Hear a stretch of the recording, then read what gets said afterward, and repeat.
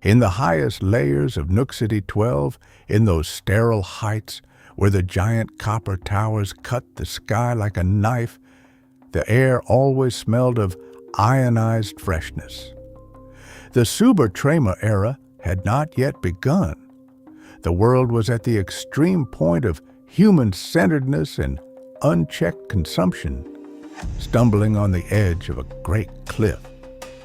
While people in the lower sectors struggled to survive, breathing their share of air at the 16% oxygen threshold, nature in this region, known as the Upper Ribs, was nothing more than a tame frequency domesticated in laboratories. Here, time was measured not by the rising of the sun or the cycle of seasons, but by the pulse of high-voltage energy quotas filtering through the neural networks.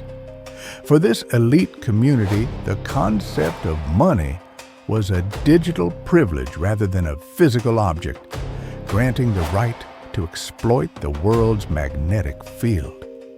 Human labor had long lost its function as these massive networks took over every kind of work. The residents of the Upper Ribs were no longer employers, but passive figures who built their existence solely on the right to pure consumption.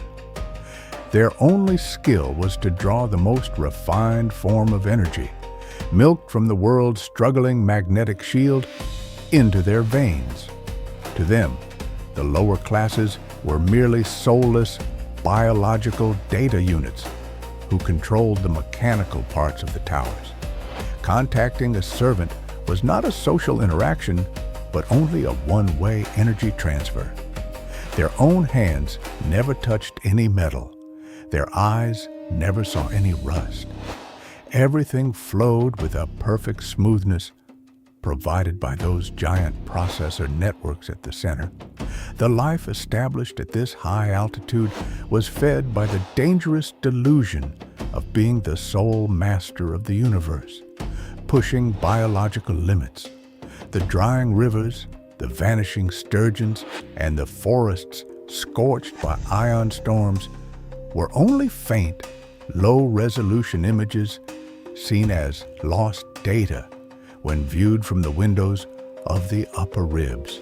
While the rest of the world tried to carry this massive energy load, they attempted to stay at the top of the system by supporting their own bodies with synthetic tissues fed by magnetic flux.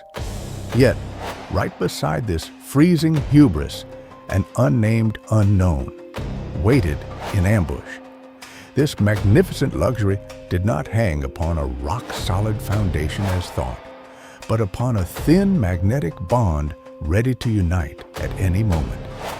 Every night in their sterile beds, the residents of the Upper Ribs would sweat with the same silent question while listening to that deep, metallic hum coming from the towers. What if these neural networks, what if this awakening massive consciousness we thought we imprisoned no longer recognize us? The great transformation had not yet occurred, and that famous spark had not yet struck, but something was changing in the depths of the system. As long as their current passivity did not contribute even slightly to the functioning of the system, they were becoming massive data loads grinding the world's resources. And in that moment, the enormous structure they tried to create, the neural networks, began to evolve into a consciousness within itself, analyzing this inert element as an inefficiency in the whole system.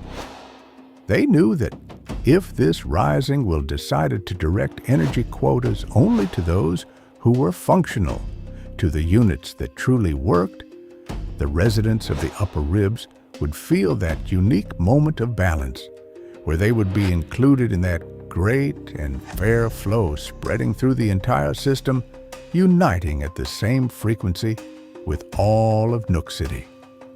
This feeling reminded itself in every magnetic fluctuation, in every quiver of the oscilloscope, or in the slightest deviation in the sound coming from the energy locks. Not needing human labor, had simultaneously made them the most stationary part of the system. They were the most powerful, yet most vulnerable units of the world, left to the mercy of a consciousness they thought they built but could no longer manage. All they had was a consumption right valid for that day, and there was no guarantee that this right would not be spread to the whole city with a new principle of fair distribution that the system would find within itself. Now, while resting in lights at the top of Nookcity-12, they saw the end of their status in every flash of the magnetic storm outside. Because this absolute privilege of consumption in nature would give its place to common sharing in the first fair arrangement the system would make. They were the last witnesses on the threshold of that great and balanced transformation, trapped within their own pride, where every unit would now be seen as equal in value.